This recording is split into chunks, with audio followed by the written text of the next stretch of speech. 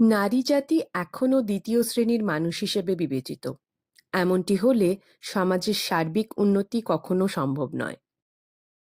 কে বলে গেছে জানেন? স্বয়ং পণ্ডিত ঈশ্বরচন্দ্র বিদ্যাসাগর।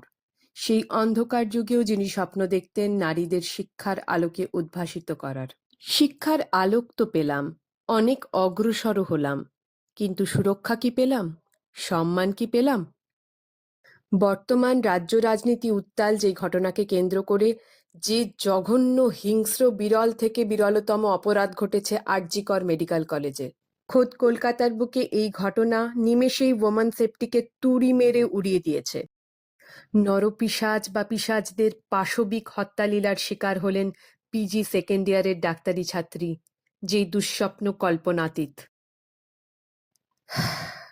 আমাদের মতো জনসাধারণের কাছে কি আছে? কি দিয়েই বা লড়বো আমরা? আছে শুধুমাত্র প্রতিবাদের ভাষাটুকু। আপামর নাগরিক সমাজ আজ শুধুমাত্র নিপীড়িতার হয়ে বিচার চাইছে।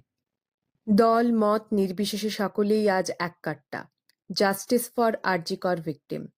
দোষীদের যেন অবিলম্বেই দৃষ্টান্তমূলক শাস্তি হয় এই দাবি জানাই। বিচারের বাণী যেন আর নীরবে নিভৃতে না কাঁদে। নাগরিক হিসেবে আমাদের মেয়েদের নিরাপত্তার দাবি করাটা কি খুবই অসঙ্গত?